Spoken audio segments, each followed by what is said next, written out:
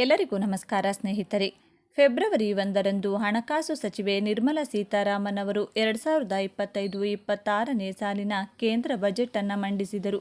ಈ ಅವಧಿಯಲ್ಲಿ ಅವರು ಮಧ್ಯಮ ವರ್ಗಕ್ಕೆ ಆದಾಯ ತೆರಿಗೆಯಲ್ಲಿ ಭಾರೀ ವಿನಾಯಿತಿ ನೀಡುವುದರ ಜೊತೆಗೆ ಹಲವು ನಿಯಮಗಳಲ್ಲಿ ಬದಲಾವಣೆಗಳನ್ನು ಘೋಷಿಸಿದ್ದರು. ಈಗ ಈ ನಿಯಮಗಳು ನಮ್ಮ ಹಣಕಾಸು ವರ್ಷದ ಆರಂಭದಿಂದ ಅಂದರೆ ಏಪ್ರಿಲ್ 1, 2025ರಿಂದ ಜಾರಿಗೆ ಬರುತ್ತಿವೆ. ಈ ಬದಲಾವಣೆಯು ತೆರಿಗೆ ಕಡಿತ ಮತ್ತು ಮೂಲದಲ್ಲಿ ತೆರಿಗೆ ಸಂಗ್ರಹಕ್ಕಾಗಿ ಹೊಸ ನಿಯಮಗಳನ್ನು ಸಹ ಒಳಗೊಂಡಿದೆ. ಅದರ ಬಗ್ಗೆ ವಿವರವಾಗಿ ನೋಡೋಣ. ಹಿರಿಯ ನಾಗರಿಕರು ಮತ್ತು ಮನೆ ಮಾಲೀಕರಿಗೆ ದೊಡ್ಡ ಪರಿಹಾರ. ಹಿರಿಯ ನಾಗರಿಕರಿಗೆ ಟಿಡಿಎಸ್ ಕಡಿತವನ್ನು ದ್ವಿಗುಣಗೊಳಿಸಲಾಗಿದೆ ಎಂದು ಕೇಂದ್ರ ಸರ್ಕಾರ ಬಜೆಟ್ನಲ್ಲಿ ಘೋಷಿಸಿತ್ತು. ಮೊದಲು ಇದು 50,000 ರೂಪಾಯಿಗಳಷ್ಟಿತ್ತು. ಈಗ ಅದು 1,00,000 ರೂಪಾಯಿಗಳಾಗಿದೆ. ಇದು ಅವರಿಗೆ ಈಗ ಹೆಚ್ಚಿನ ಪರಿಹಾರವನ್ನು ನೀಡುತ್ತದೆ. ಅದೇ ಸಮಯದಲ್ಲಿ ಮನೆ ಮಾಲೀಕರಿಗೂ ದೊಡ್ಡ ಪರಿಹಾರ ಸಿಕ್ಕಿದೆ. ವಾಸ್ತವವಾಗಿ ಬಾಡಿಗೆಯಿಂದ ಬರುವ ಆದಾಯದ ಮೇಲಿನ ಟಿಡಿಎಸ್ ಕಡಿತದ ಮಿತಿಯನ್ನು ಪ್ರತಿ ಹಣಕಾಸು ವರ್ಷಕ್ಕೆ 2.4 ಲಕ್ಷ ರೂಪಾಯಿಗಳಿಂದ 6 ಲಕ್ಷ ರೂಪಾಯಿಗಳಿಗೆ ಹೆಚ್ಚಿಸಲಾಗಿದೆ. ವಿದೇಶಿ ವಹಿವಾಟುಗಳ ಮೇಲಿನ ಟಿಸಿಎಸ್ ಮಿತಿ ಹೆಚ್ಚಳ. ಇದಲ್ಲದೆ ವಿದೇಶದಿಂದ ವಹಿವಾಟು ನಡೆಸುವವರಿಗೆ ಆರ್ಬಿಐನ ಉದಾರೀಕೃತ ರವಾನೆ ಯೋಜನೆಗೆ ಟಿಸಿಎಸ್ ಕಡಿತದ ಮಿತಿಯನ್ನು ಹೆಚ್ಚಿಸಲಾಗಿದೆ. ಈ ಹಿಂದೆ ವಿದೇಶದಿಂದ 7 ಲಕ್ಷ ರೂಪಾಯಿಗಳ ವಹಿವಾಟಿನ ಮೇಲೆ ಟಿಸಿಎಸ್ ಕಡಿತಗೊಳಿಸಲಾಗುತ್ತಿತ್ತು. ಈಗ ಅದನ್ನು 10 ಲಕ್ಷ ರೂಪಾಯಿಗೆ ಹೆಚ್ಚಿಸಲಾಗಿದೆ. ಶಿಕ್ಷಣ ಸಾಲದ ಮೇಲಿನ ಟಿಡಿಎಸ್ ರದ್ದು. ನಿರ್ದಿಷ್ಟ ಹಣಕಾಸು ಸಂಸ್ಥೆಗಳಿಂದ ಶಿಕ್ಷಣ ಸಾಲದ ಮೇಲಿನ ಟಿಸಿಎಸ್ ಕಡಿತವನ್ನು ತೆಗೆದುಹಾಕಲಾಗಿದೆ ಎಂದು ನಿಮಗೆ ಹೇಳೋಣ. ಈ ಹಿಂದೆ 7 ಲಕ್ಷ ರೂಪಾಯಿಗಿಂತ ಹೆಚ್ಚಿನ ಶಿಕ್ಷಣ ಸಾಲಗಳಿಗೆ 0.5% ಟಿಸಿಎಸ್ ಕಡಿತಗೊಳಿಸಲಾಗುತ್ತಿತ್ತು. ಆದರೆ 7 ಲಕ್ಷ ರೂಪಾಯಿಗಿಂತ ಹೆಚ್ಚಿನ ಶಿಕ್ಷಣ ವಹಿವಾಟುಗಳಿಗೆ 5% ಟಿಸಿಎಸ್ ಕಡಿತಗೊಳಿಸಲಾಗುತ್ತಿತ್ತು. ಇದು ಲಾಭಾಂಶ ಮತ್ತು ಮ್ಯೂಚುವಲ್ ಫಂಡ್ ಗಳಿಕೆಯ ಮಿತಿಯಾಗಿದೆ. ಲಾಭಾಂಶ ಆದಾಯದ ಮೇಲಿನ ಟಿಡಿಎಸ್ ಮಿತಿಯನ್ನು 5,000 ರೂಪಾಯಿಗಳಿಂದ 10,000 ರೂಪಾಯಿಗಳಿಗೆ ಹೆಚ್ಚಿಸಲಾಗಿದೆ.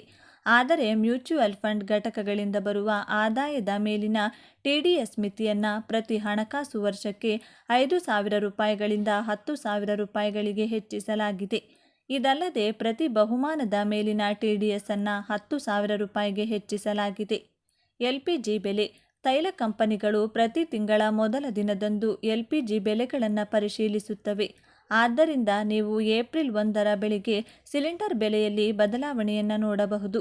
ಎಟಿಎಫ್ ಮತ್ತು ಸಿಎನ್ಜಿ ಪಿಎನ್ಜಿ ದರಗಳು. ಪ್ರತಿ ತಿಂಗಳ ಮೊದಲನೇ ತಾರೀಕಿನಂದು ತೈಲ ಕಂಪನಿಗಳು ವಾಯುಯಾನ ಇಂಧನದ ಬೆಲೆಗಳಲ್ಲಿ ಅಂದರೆ ಏರ್ ಟರ್ಬೈನ್ ಇಂಧನ ಮತ್ತು ಸಿಎನ್ಜಿ ಪಿಎನ್ಜಿಗಳಲ್ಲಿ ಕೆಲವು ಬದಲಾವಣೆಗಳನ್ನು ಮಾಡುತ್ತವೆ. ಭಾರತದ ಬ್ಯಾಂಕಿಂಗ್ ಕ್ಷೇತ್ರವು ನಿತ್ಯಾಂತರವಾಗಿ ಅಭಿವೃದ್ಧಿ ಹೊಂದುತ್ತಿದೆ. ಗ್ರಾಹಕರ ಅನುಕೂಲತೆ ಮತ್ತು ಭದ್ರತೆಯನ್ನು ಹೆಚ್ಚಿಸುವ ಉದ್ದೇಶದಿಂದ ಏಪ್ರಿಲ್ 1, 2025ರಿಂದ ಹೊಸ ನಿಯಮಗಳು ಜಾರಿಗೆ ಬರಲಿವೆ. ಎಸ್ಬಿಐ, ಪಿಎನ್ಬಿ, ಕೆನರಾ ಬ್ಯಾಂಕ್ ಸೇರಿದಂತೆ ಪ್ರಮುಖ ಬ್ಯಾಂಕುಗಳು ಈ ಬದಲಾವಣೆಗಳನ್ನು ಅನುಸರಿಸುತ್ತಿವೆ. ಉಳಿತಾಯ ಖಾತೆದಾರರು, ಯುಪಿಐ ಬಳಕೆದಾರರು ಮತ್ತು ಹಿರಿಯ ನಾಗರಿಕರಿಗೆ ಈ ನಿಯಮ ಬದಲಾವಣೆಗಳು ವಿಶೇಷವಾಗಿ ಪ್ರಭಾವ ಬೀರುವ ಸಾಧ್ಯತೆ ಇವೆ. ಈ ಹೊಸ ನಿಯಮ ಬದಲಾವಣೆಗಳ ಬಗ್ಗೆ ಸಂಪೂರ್ಣವಾಗಿ ನೋಡೋಣ ಬನ್ನಿ. ಉಳಿತಾಯ ಖಾತೆಗಳಿಗೆ ಕನಿಷ್ಠ ಬ್ಯಾಲೆನ್ಸ್ ಅವಶ್ಯಕತೆ ಹೆಚ್ಚಳ. ನಿಮ್ಮ ಉಳಿತಾಯ ಖಾತೆಯಲ್ಲಿ ಈಗ ಹೆಚ್ಚು ಶುಲ್ಕವನ್ನು ಉಳಿಸಿಕೊಳ್ಳಬೇಕಾಗಿದೆ. ಹೌದು, ಎಸ್ಬಿಐ, ಪಿಎನ್ಬಿ, ಕೆನರಾ ಬ್ಯಾಂಕ್ ಮುಂತಾದ ಪ್ರಮುಖ ಬ್ಯಾಂಕುಗಳು ಉಳಿತಾಯ ಖಾತೆಗಳಿಗೆ ಕನಿಷ್ಠ ಬ್ಯಾಲೆನ್ಸ್ ಅವಶ್ಯಕತೆಯನ್ನು ಪರಿಷ್ಕರಿಸಿವೆ.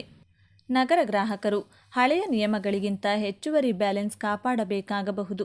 ಗ್ರಾಮೀಣ ಪ್ರದೇಶದ ಗ್ರಾಹಕರು ನಗರ ಪ್ರದೇಶಗಳಿಗಿಂತ ಕಡಿಮೆ ಅಂದರೆ ಹಳೆಯ ನಿಯಮಗಳಿಗಿಂತ ಸ್ವಲ್ಪ ಹೆಚ್ಚಾದ ಕನಿಷ್ಠ ಬ್ಯಾಲೆನ್ಸ್ ಇರಿಸಿಕೊಳ್ಳಬೇಕಾಗಿದೆ. ನಿಮ್ಮ ಖಾತೆಯಲ್ಲಿ ನಿರ್ದಿಷ್ಟ ಮಟ್ಟದ ಶುಲ್ಕ ಇಲ್ಲದಿದ್ದರೆ ದಂಡವನ್ನು ವಿಧಿಸಬಹುದಾಗಿದೆ. ಆದ್ದರಿಂದ ನಿಮ್ಮ ಬ್ಯಾಂಕ್ನ ನಿಯಮಗಳನ್ನು ಪರಿಶೀಲಿಸಿ ಅಗತ್ಯ ಕ್ರಮ ಕೈಗೊಳ್ಳುವುದು ಉತ್ತಮ. ನಿಷ್ಕ್ರಿಯ ಮೊಬೈಲ್ ಸಂಖ್ಯೆಗಳ ಬ್ಯಾಂಕ್ ಲಿಂಕ್ಗಳ ನಿಷ್ಕ್ರಿಯಗೊಳಿಸುವಿಕೆ. ನಿಮ್ಮ ಬ್ಯಾಂಕ್ ಖಾತೆಗೆ ಲಿಂಕ್ ಮಾಡಿದ ಮೊಬೈಲ್ ಸಂಖ್ಯೆಯನ್ನು ಇತ್ತೀಚೆಗೆ ಬದಲಾಯಿಸಿದ್ದೀರಾ? ನವೀಕರಣ ಮಾಡಿಲ್ಲದಿದ್ದರೆ ಎಚ್ಚರ. ಹೌದು, ನಿಷ್ಕ್ರಿಯ ಮೊಬೈಲ್ ಸಂಖ್ಯೆಗಳು ಅಥವಾ ಬಳಕೆಯಲ್ಲಿಲ್ಲದ ಸಂಖ್ಯೆಗಳ ಲಿಂಕ್ಗಳನ್ನು ಬ್ಯಾಂಕುಗಳು ತೆಗೆದುಹಾಕಲು ಎನ್ಪಿಸಿಐ ಹೊಸ ಮಾರ್ಗಸೂಚಿಗಳನ್ನು ಹೊರಡಿಸಿದೆ.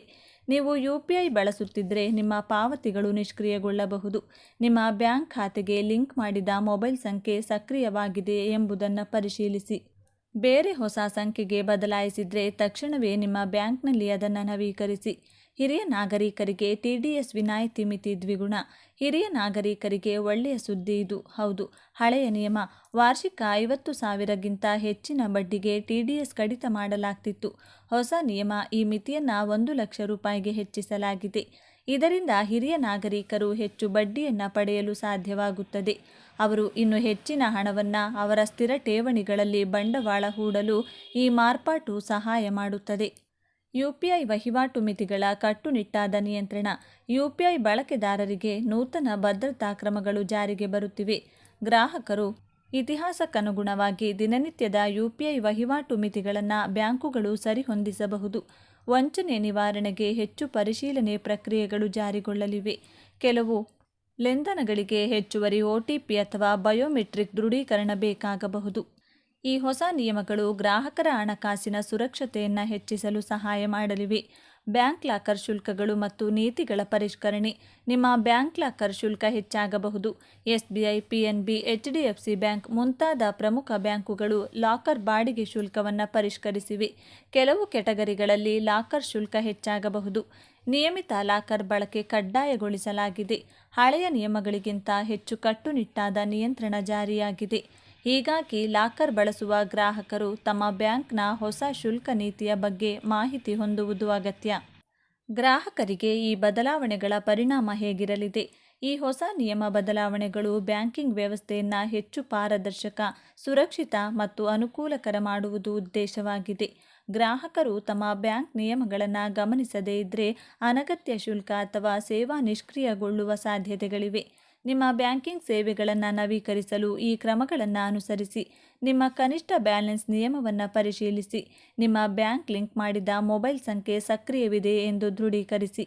ಹಿರಿಯ ನಾಗರಿಕರೆಂದರೆ ಹೊಸ ಟಿಡಿಎಸ್ ಮಿತಿಗಳನ್ನು ಪರಿಗಣಿಸಿ. ಯುಪಿಐ ವ್ಯವಹಾರ ಮಿತಿಗಳನ್ನು ತಿಳಿದುಕೊಳ್ಳಿ ಮತ್ತು ಭದ್ರತಾ ಮಾರ್ಪಾಡುಗಳಿಗೆ ತಯಾರಾಗಿರಿ. ಬ್ಯಾಂಕ್ ಲಾಕರ್ ನಿಯಮಗಳು ಮತ್ತು ಶುಲ್ಕಗಳ ಬಗ್ಗೆ ನಿಮ್ಮ ಬ್ಯಾಂಕ್ನಲ್ಲಿ ತಕ್ಷಣವೇ ಮಾಹಿತಿ ಪಡೆದುಕೊಳ್ಳಿ. ಕೊನೆಯದಾಗಿ ಹೇಳೋದಾದರೆ, ಏಪ್ರಿಲ್ 1, 2025ರಿಂದ ಜಾರಿಗೆ ಬರುವ ಈ ಹೊಸ ನಿಯಮಗಳು ಬ್ಯಾಂಕಿಂಗ್ ಸೇವೆಗಳನ್ನು ಸುಧಾರಿಸಲು ಮತ್ತು ಗ್ರಾಹಕರಿಗೆ ಉತ್ತಮ ಅನುಭವ ಒದಗಿಸಲು ಸಹಾಯ ಮಾಡಲಿವೆ. ಗ್ರಾಹಕರು ತಮ್ಮ ಖಾತೆಗಳ ಮೇಲೆ ಈ ಬದಲಾವಣೆಗಳ ಪರಿಣಾಮವನ್ನು ಅರ್ಥ ಮಾಡಿಕೊಳ್ಳಿ ಮತ್ತು ತಮ್ಮ ಹಣಕಾಸು ವ್ಯವಹಾರಗಳನ್ನು ತಕ್ಕಂತೆ ಹಾಳು ಮಾಡಿಕೊಳ್ಳಿ. ನೀವು ಈ ಮಾರ್ಪಾಟುಗಳ ಬಗ್ಗೆ ಇನ್ನೂ ಹೆಚ್ಚಿನ ಮಾಹಿತಿಗಾಗಿ ನಿಮ್ಮ ಬ್ಯಾಂಕ್ನ ಅಧಿಕೃತ ವೆಬ್ಸೈಟನ್ನು ಭೇಟಿ ಮಾಡಬಹುದು ಅಥವಾ ನಿಮ್ಮ ಬ್ಯಾಂಕ್ ಶಾಖೆಯೊಂದಿಗೆ ಸಂಪರ್ಕಿಸಬಹುದು. ನಿಮ್ಮ ಹಣಕಾಸು ನಿರ್ವಹಣೆಯನ್ನು ಹೆಚ್ಚು ಪರಿಣಾಮಕಾರಿಯಾಗಿ ರೂಪಿಸಿ, ಬದಲಾವಣೆಗಳಿಗೆ ಸಿದ್ಧರಾಗಿ ಮತ್ತು ಇಂತಹ ಉತ್ತಮವಾದ ಮಾಹಿತಿಯನ್ನು ಪಡೆಯಲು ಈ ಕೂಡಲೇ ನಮ್ಮ ಚಾನೆಲ್ನ ಸಬ್ಸ್ಕ್ರೈಬ್ ಮಾಡಿಕೊಳ್ಳಿ. ಧನ್ಯವಾದಗಳು.